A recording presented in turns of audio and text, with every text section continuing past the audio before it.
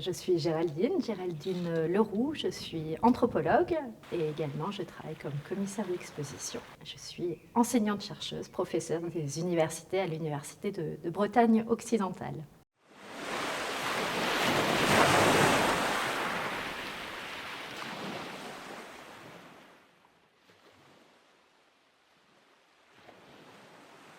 Les déchets ont occupé les hommes, les sociétés, ce qui permet aussi de faire société.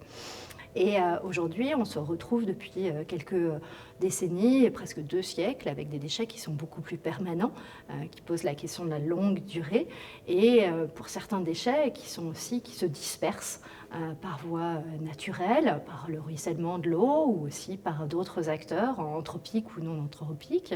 Et donc, en fait, il va s'agir de voir comment les sociétés les interprètent, éventuellement les régulent et en parlent, et éventuellement ce qu'elles font avec. Alors, l'art des GhostNet, c'est un mouvement artistique qui a émergé en Australie, dans le nord de l'Australie, en 2009, donc ça fait un peu plus de 10 ans. Ça a plusieurs caractéristiques. C'est à la fois un mouvement collectif qui est porté par des collectifs d'artistes autochtones et non autochtones, donc des artistes aborigènes et insulaires du détroit de Torres, et puis des artistes aussi australiens, d'origine européenne ou autre. Et ensemble, en fait, ils ont eu l'idée, inspiré par un collectif qui s'appelait GhostNet Australia, qui était un collectif qui a été fondé par un pêcheur, en l'occurrence une femme, un patron de pêche, Ricky Gunn, de travailler le filet fantôme, c'est-à-dire des engins de pêche qui ont été perdus accidentellement ou volontairement délestés. Et les artistes vont transformer radicalement ce matériau, cette matérialité, et ils vont finalement engendrer un changement de statut. On n'est plus sur un déchet, on est d'un coup sur un matériau artistique. Et cet art des GhostNet, il invite à percevoir l'océan et malheureusement les déchets marins qui aujourd'hui peuplent cet océan.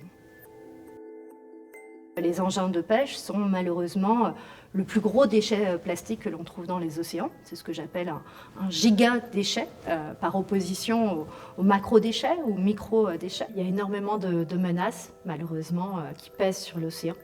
Bien sûr, l'acidification, dont aujourd'hui nombreuses personnes parlent, mais il y a aussi ces déchets pérennes.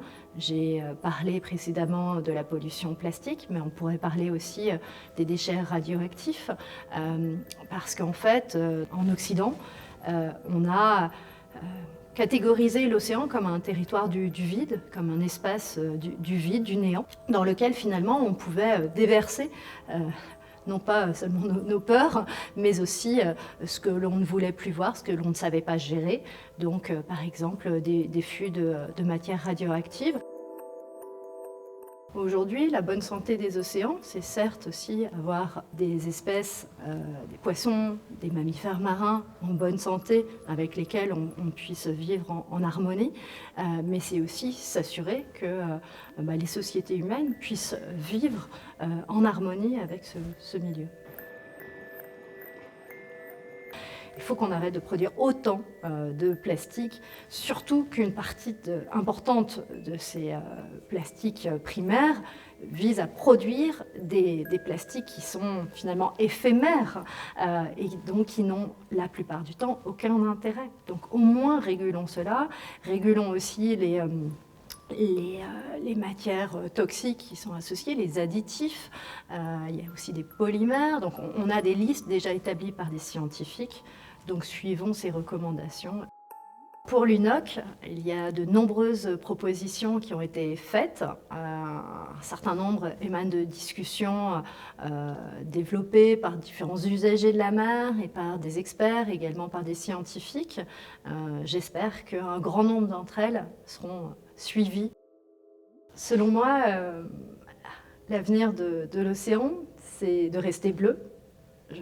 Je l'espère de tout mon cœur. Et il y a une idée qui circule depuis quelque temps dans le Pacifique autour des discussions notamment déployées autour de la mise en œuvre de l'UNOC.